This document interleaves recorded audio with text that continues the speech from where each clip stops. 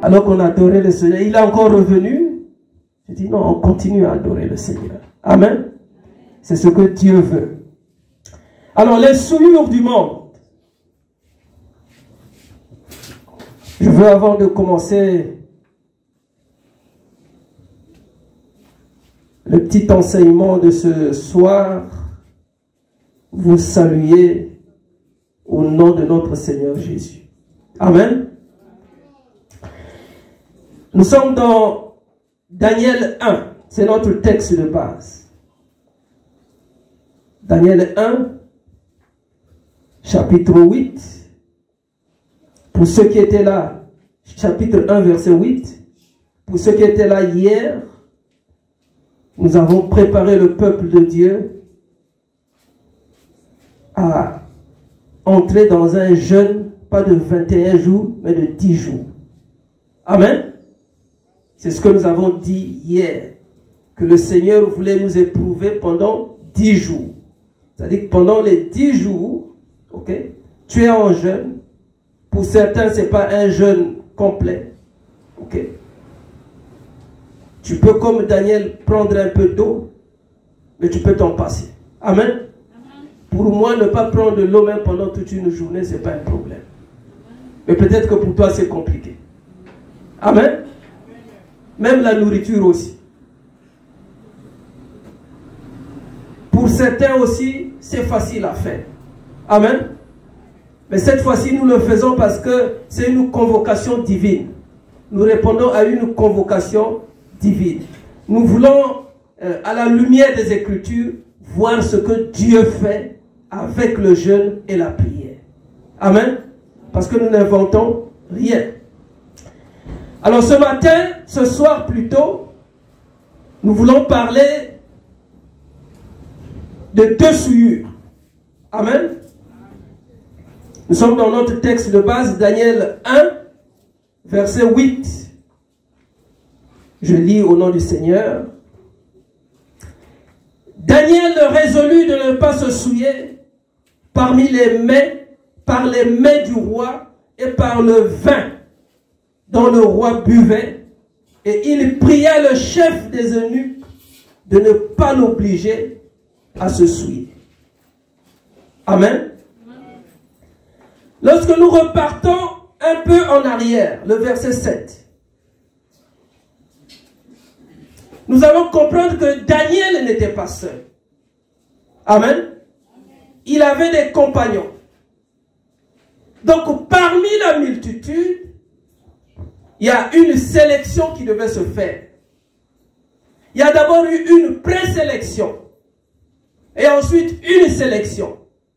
Et même dans la sélection qui a été faite, vous allez comprendre que Daniel était toujours devant. Amen. Le hasard n'existe pas avec Dieu. Il y a toujours quelqu'un qui est devant. Même à l'école, vous pouvez avoir des amis, mais il y a toujours un qui est devant. Amen. Même quand on dit ex aequo, c'est-à-dire qu'ils ont eu le même nombre de points, mais le maître ou le prof, vous savez qu'il y a un qui est toujours devant. Ce soir, le Seigneur veut sélectionner un frère. Il veut sélectionner une sœur. Il veut sélectionner un enfant. Il veut sélectionner une famille. Il veut sélectionner une société.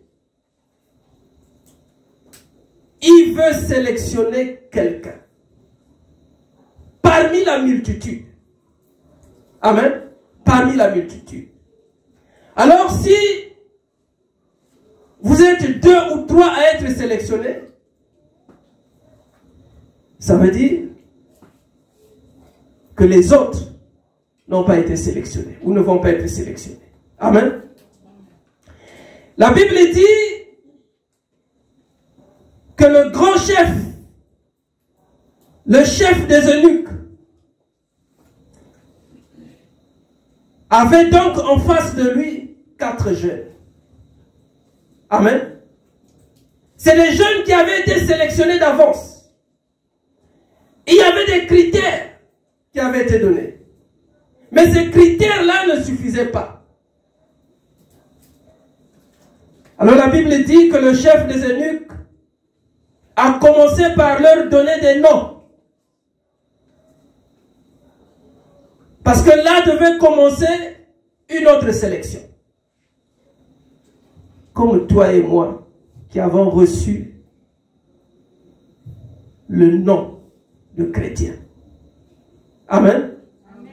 Le jour où nous avons accepté Jésus dans notre vie comme notre Seigneur et Sauveur, depuis ce jour-là, nous avons changé d'identité. Amen. Amen. On nous appelle maintenant chrétiens. Il y en a qui ont peur de leur identité. J'expliquais tout à l'heure un frère qui m'a demandé, ah, mais papa, pourquoi on a mis ta photo? Je dis non, pour qu'on sache que c'est moi qui donne cet enseignement-là. C'est mon identité. Amen. C'est mon identité. C'est important. Amen. Il y en a qui cachent leur identité. Partout où je passe, si on me demande, tu es pasteur? Je dis oui. Je n'ai pas honte.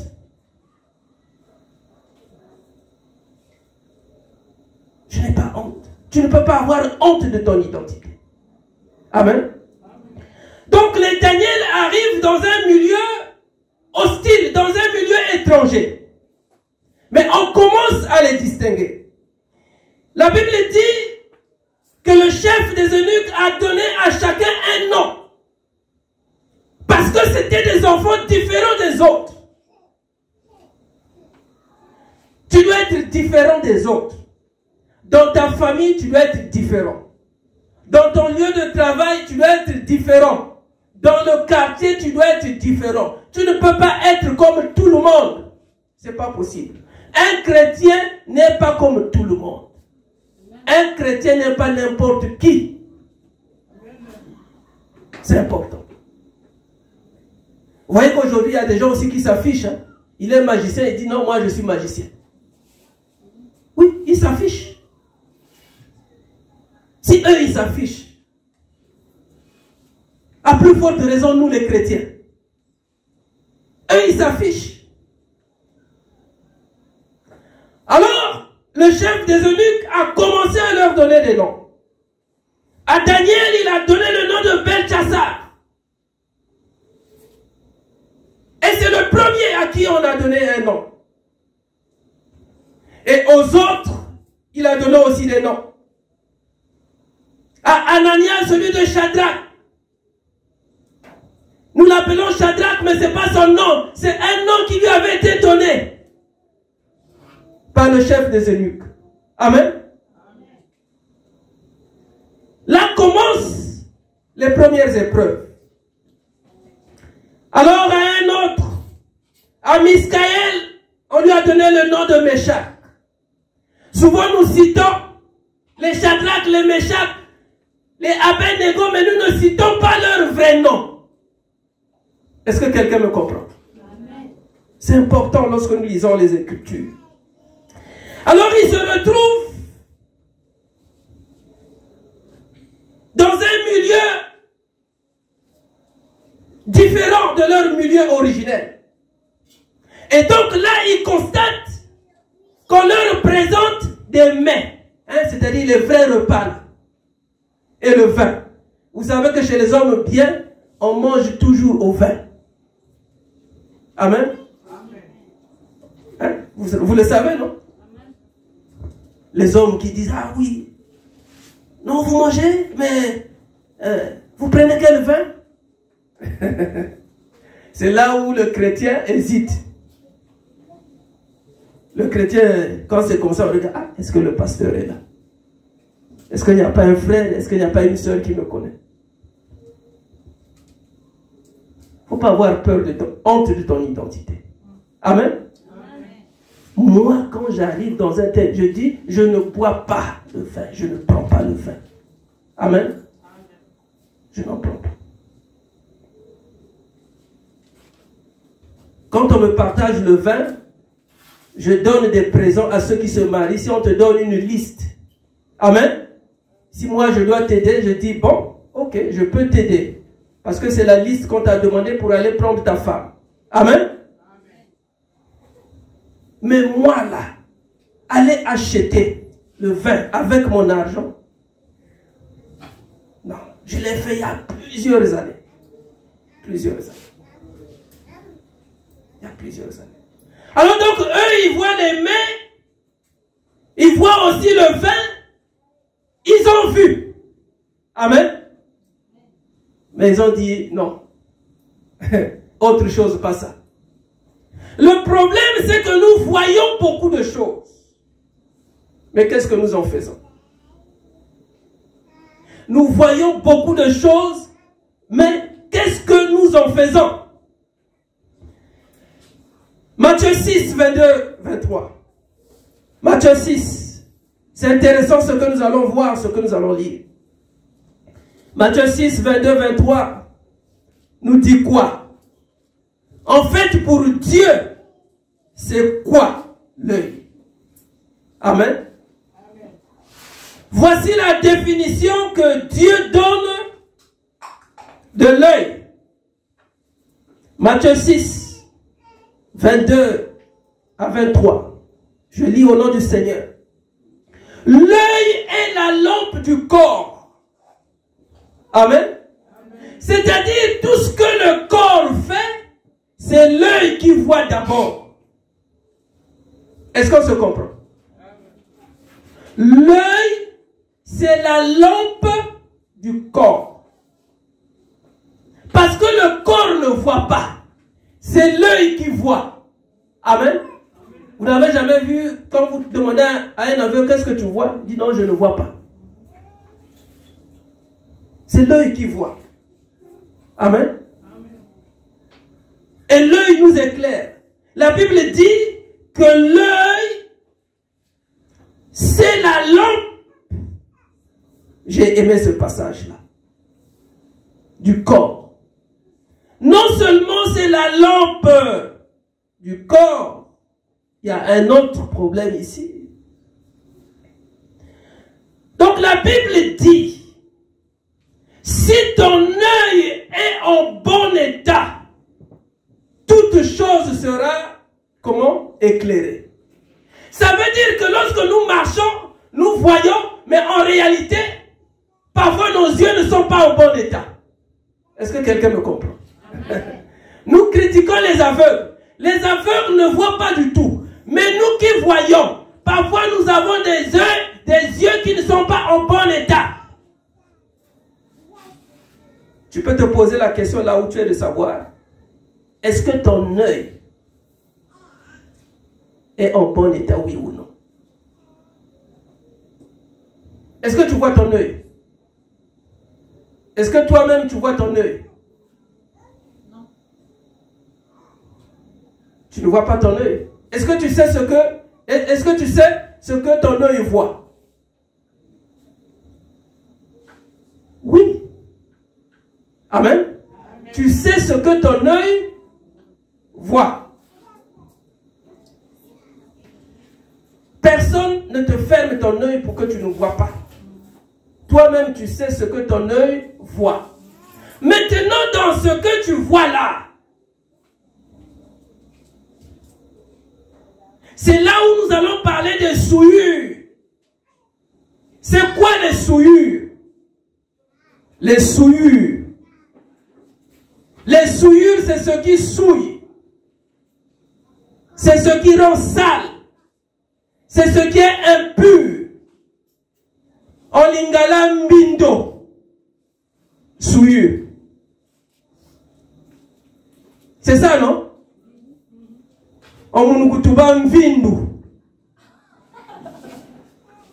Les souillures.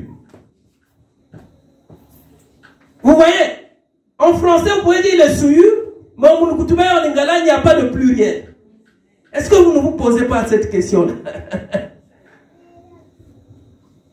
C'est ce qu'on appelle aussi bosoto. Mais c'est le péché aussi. Parce qu'il y a des souillures physiques, mais il y a des souillures aussi morales. En réalité, que nous allons parler de deux souillures. Parce que ces deux souillures-là communiquent les unes aux autres ou les unes après les autres. Est-ce que quelqu'un me comprend? Amen. Pourquoi? Le cœur ne voit pas. Le cœur de l'homme ne voit pas. C'est les yeux qui voient.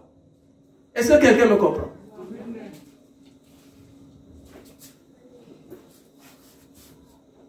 Je vais prendre un exemple. Je vais demander à une sœur de se lever. Lève-toi, princesse. Regarde, tourne-toi là-bas. Est-ce que vous l'avez vue? Vous la voyez quoi? Avec votre cœur? Avec les yeux? Bon, vos yeux regardent quoi chez elle? Bon, ça dépend. Tu peux t'asseoir.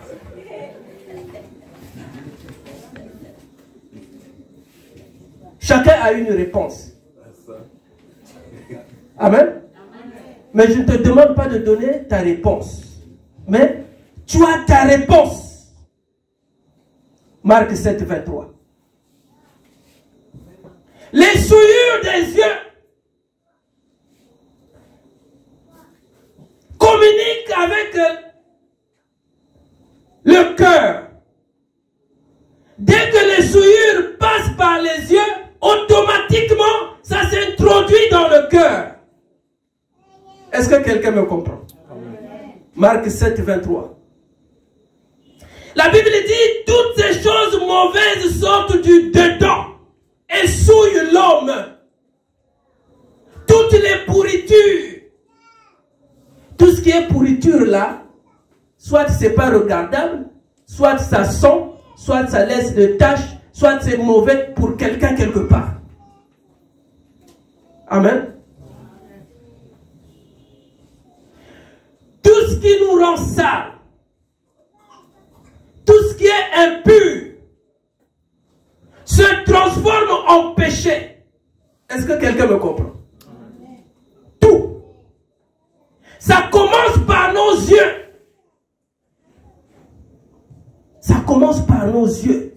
Nos yeux regardent partout. Partout. Partout. Partout. Même là où tu es là. Tu es en train de me regarder. Mais dans ton cœur, tu es en train de penser à autre chose aussi. Alors que tu regardes un frère, tu regardes une soeur, tu regardes un objet, ton cœur est déjà en train de recevoir ce que tes yeux sont en train de regarder. Je ne sais pas si quelqu'un me comprend. Amen. Que regardons-nous? Que regardons-nous? Que regardes-tu? Que regardes-tu dans ton téléphone?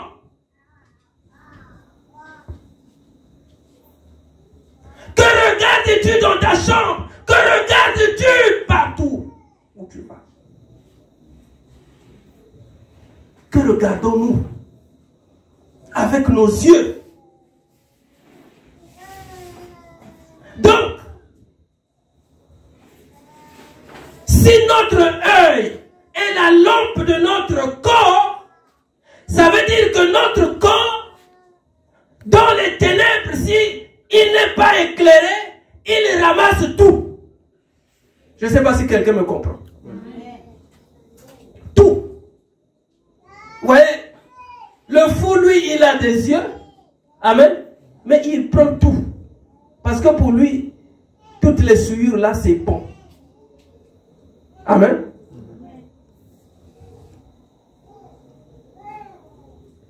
Nous ramassons les souillures au travers de nos yeux. Beaucoup de souillures, beaucoup. Si on pouvait les compter par jour, parfois c'est des milliers de souillures. Par jour.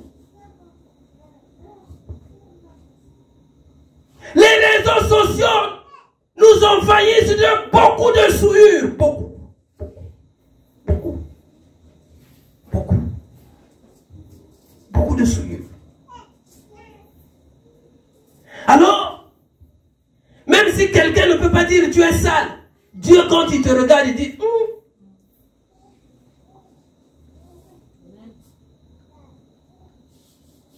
Il n'est pas normal que quelqu'un se souille et continue à se souiller sans qu'il ne se rende compte. Tout ce qui est souillure, tout ce qui est impureté, même quand ça entre dans nos cœurs, dans nos corps, ça doit ressortir. En fait, le principe de la saleté, de la souillure, de l'impureté, c'est que ça ne reste pas dans notre corps. Il faut que ça sorte, il faut que ça parte. C'est comme les urines. C'est comme les excréments. C'est comme... En réalité, les souillures, c'est comme un corps étranger. C'est comme un corps étranger qui entre en nous et laisse des impuretés. Mais ces impuretés-là, il faut que ça sorte. Il faut qu'on s'en débarrasse. Vous savez que même en science, pour retrouver les impuretés qui sont dans l'eau ou dans une substance donnée, on utilise des appareils qui sont très sophistiqués. Amen. Donc les souillures aussi, que nous ramassons à travers nos yeux, parfois ce n'est pas visible aux yeux des hommes. Amen. Si on te demandait de comptabiliser le nombre de souillures que tu as ramassées à travers tes yeux, seulement depuis ce matin, s'il faut les compter, il n'y a que toi-même qui connais le nombre. Il n'y a que toi-même qui connais le nombre.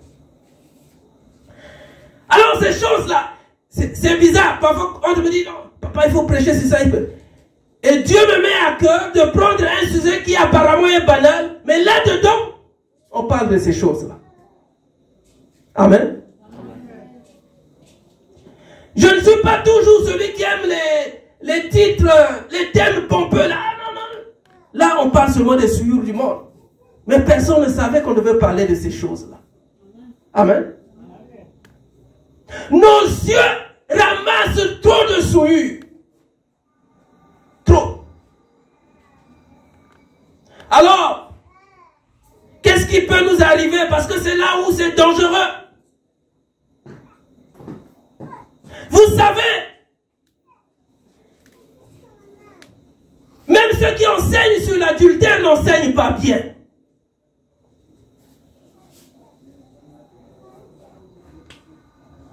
Le simple fait de regarder une femme en la convoitant, tu as déjà commis un meurtre.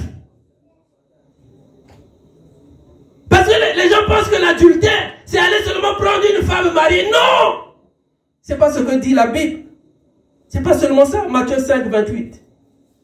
Et c'est Jésus lui-même qui donne cet enseignement. Il dit, mais moi je vous dis, quiconque regarde une femme pour la convoiter a déjà commis un adultère. Et c'est avec son cœur. Vous voyez, la communication entre les yeux et le cœur. En réalité, ça fait comment? Je regarde, le cœur, parfois ça prend les mains. Amen. Ou ça prend les pieds. C'est comme ça que ça fait. Amen.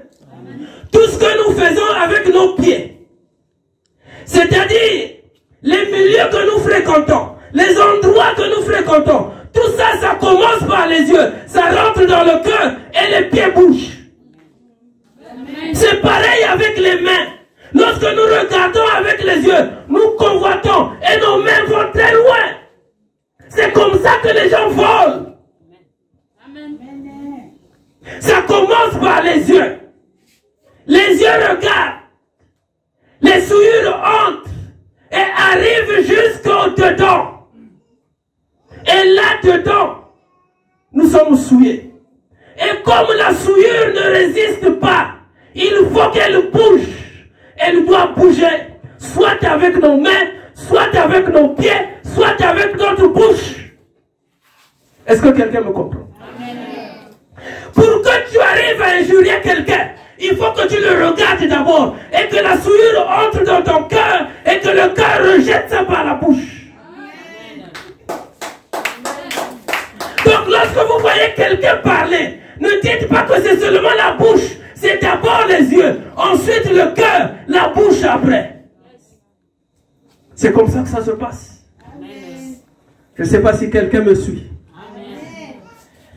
Ces choses-là devant Dieu sont très importantes. Très importantes. Les choses qui nous souillent. Alors, que devons-nous faire avec nos yeux? Nous allons comprendre tout à l'heure que les yeux devant Dieu, c'est important. Amen. Devant Dieu, les yeux sont importants pour l'homme. Même pour nous qui sommes chrétiens. Surtout pour nous qui sommes chrétiens. C'est très important. Surtout pour nous qui sommes chrétiens. Alors, j'étais en train de lire un autre texte. Je ne sais pas si quelqu'un est avec moi. Vous savez, le jour où tu es devant une maladie, c'est-à-dire que tu es très malade, la mort même est en train de te communiquer ce qu'elle veut pour toi. Le jour où tout est fermé pour toi, le jour où les choses vont mal, alors que tout allait bien, mais le jour où ça devient compliqué, tu vas chercher un avocat. Tu vas chercher quelqu'un qui va parler pour toi. Amen. Mais il faut que toi-même tu parles d'abord. Et en ce moment-là, tu te serviras de ce que tu auras fait de tes yeux pour plaider ta cause devant Dieu. Je ne sais pas si quelqu'un me comprend. Amen. Vous savez, il y a des sujets pour lesquels le pasteur peut être fort en prière. Mais parfois Dieu dit non, je ne veux pas. Dieu dit non, je ne veux pas. Amen. Amen. Tu as beau être intercesseur, tu as tous les versets, tu cries comme tu veux, quand tu prêches, quand tu cries là, quand tu pries, les gens disent ah, la prière là. Mais Dieu parfois ne veut pas. Amen. Dieu ne veut pas. C'est pas la force de notre prière qui va faire que Dieu exauce nos prières. Parfois, c'est la vie de la personne pour laquelle on prie. Si Dieu sait que les yeux de cette personne-là se promenaient partout pour ramasser les souillures et que dans son cœur, c'est plein de souillures, rien ne se fera. Rien. Alors, en ce moment-là, on a beau crier, on a beau jeûner, on vient à l'église, on fait tout. Mais Dieu dit non. Tu as trop de pourriture. C'est comme quand on est dans une maison. Vous savez, il y a des gens qui ne supportent pas la saleté dans la maison. Quand tu arrives là, mais qui a sali ici, mais c'est trop sale, ça sent mauvais, mais c'est quoi la saleté là? C'est le désordre. Il faut nettoyer, il faut mettre de l'ordre. Parce qu'il y a toujours un auteur des souillures. Amen. Alors la Bible nous parle d'un homme, Job. Nous sommes dans Job 31. Vous allez comprendre comment est-ce que Job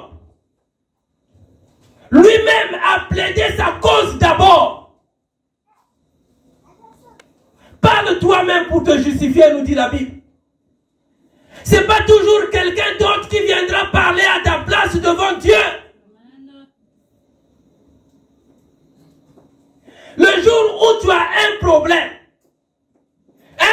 pour lequel tu n'arrives pas à trouver la solution, il faut que toi-même tu te lèves d'abord. Il faut que Dieu te voie. Il faut que Dieu t'entende. Parce que tu peux appeler quelqu'un d'autre. Dieu dira, mais pour qui tu es en train de prier? Ah non, c'est un frère de l'église. Ah bon? Mais moi, je sais que ce n'est pas un frère de l'église. Je le dis comme ça. Amen. Amen. Je ne dis pas que c'est ce qui va arriver. Alors nous sommes dans Job 31. Alors la situation de Job devient préoccupante. Et pourtant Job, ce n'était pas n'importe qui. C'est quelqu'un qui craignait Dieu. La Bible dit qu'il craignait Dieu. Et il se détournait du mal. Donc c'est quelqu'un, c'est un homme qui était intègre et droit. Job n'était pas n'importe qui. Amen. Et Dieu savait que Job n'était pas n'importe qui. Mais voilà que tous les maux tombent sur lui. Qu'est-ce qu'il n'a pas perdu? Il a perdu tous les enfants. Il a perdu toute sa richesse, tout ce qu'il avait. Alors là, il est devant Dieu. C'est comme quelqu'un quand il est au tribunal. Vous savez, quand on va au tribunal, même si tu as un avocat, toi-même tu dois savoir parler. Amen. Amen. Je suis en train de suivre un procès qui se passe en Guinée. C'est-à-dire qu'il y a beaucoup d'avocats qui défilent, mais il y a un monsieur là. Il parle tellement bien que même l'avocat dit non, avec lui vous ne pouvez rien faire. Amen. Amen. Il faut que toi-même, que tu dises à ton Dieu qui tu es, qu'est-ce que tu as fait. C'est ça le problème. Vous savez, parfois la prière des pasteurs est rendue difficile tout simplement parce que la personne concernée est déjà un problème devant Dieu. Je ne sais pas si quelqu'un me comprend. Si tu es déjà un problème, c'est-à-dire que toi-même tu n'arrives pas à plaider ta cause, quelle que soit la personne qui se lèvera, rien ne se fera dans la vie. Yes. Dieu ne fera rien absolument pour toi. Yes, yes. Dieu ne fera rien. Alors c'est Job qui est devant. Il est devant le président de la Cour suprême, devant Dieu lui-même. Job avait un avocat, parce qu'un jour il a dit, je sais que mon rédempteur est vivant, mais il se lèvera le dernier. Il savait qu'il avait un avocat, mais lui-même il devait parler. Il faut que toi-même tu parles. Quand tu as un enfant qui est malade, quand tu as une situation difficile, tu te lèves, que tu parles toi-même. Que tu parles toi-même. Alors le Job s'est dit non, il faut que je parle. Il faut que je parle. Il dit à Dieu, mais j'ai fait un pacte avec mes yeux. J'ai fait un pacte. C'est-à-dire que mes yeux ne pouvaient pas aller plus loin, même devant une vierge. Je ne pouvais pas. Peut-être que si j'avais fait ça, je pouvais accepter la condamnation d'aujourd'hui. Mais je n'ai pas fait ça. Job parlait bien. Amen. Je crois que même son avocat, si c'était dans le monde, l'avocat pouvait dire, bon, il a tout défendu. Il a tout dit, donc moi je n'ai plus rien à dire. Il n'a pas dit ça à un homme. Il est avec Dieu. Et même ses amis sont là. Pendant qu'il est en train de parler, il dit, j'avais fait un pacte avec mes yeux. C'est-à-dire que j'avais signé un contrat. Que mes yeux là pouvaient regarder, mais ne pouvaient pas aller loin. Il faut que tes yeux regardent, qu'ils n'aillent pas loin. Parce que si tu ne regardes pas, tu risques de te cogner quelque part. Amen. Donc tu dois forcément regarder, mais attention, quand tu regardes, que fais-tu? Alors il dit, j'avais fait un pacte avec mes yeux, et je n'aurais pas arrêté mes regards sur une vierge. Souvent ça arrive chez nous les hommes, quand on regarde la femme, parfois on est là, on ne bouge pas. Honte à nous les hommes.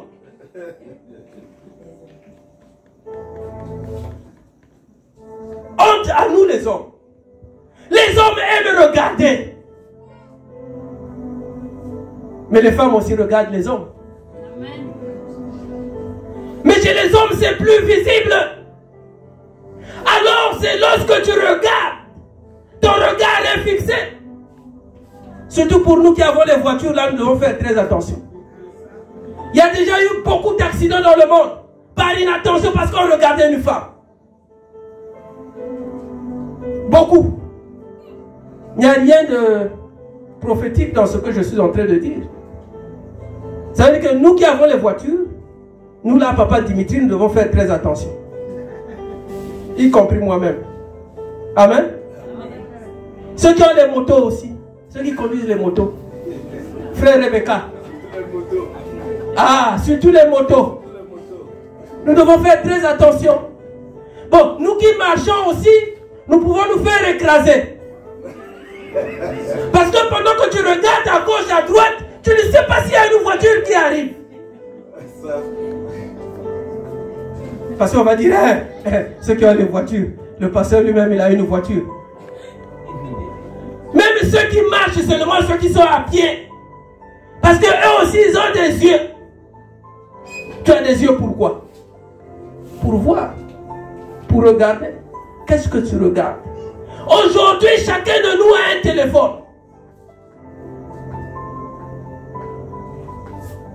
Aujourd'hui, chaque famille a un poste téléviseur. Là, on regarde les choses plus facilement. Dans les livres, on regarde les choses plus facilement. Mais attention, par les yeux, ça ne met pas beaucoup de temps. Mais même quand ça met beaucoup de temps, après ça entre. Et quand ça entre, les pieds bougent. Les pieds bougent. Les pieds bougent. Quand vous avez des pieds qui bougent beaucoup, quand vous avez quelqu'un qui a les pieds qui bougent beaucoup, il faut toujours vous demander et chercher à savoir qu'est-ce qu'il a regardé et qu'est-ce qui est rentré dans son cœur. Quand vous avez quelqu'un qui rêve beaucoup, parfois il a regardé tellement de choses dans la journée qu'il n'arrive même plus à dormir. Attention, quand un enfant dit ah non je ne dors pas, il ne faut pas toujours penser que non, il y a un problème. Parfois c'est le film de ce qu'il a regardé toute la journée. Amen. Comme les souillures ne peuvent pas rester sur place, il faut que ça bouge. Job a dit, j'avais fait un pacte avec mes yeux et je n'aurais pas arrêté mes regards sur une vierge. Quelle part Dieu m'aurait-il réservé d'en haut? C'est pas possible.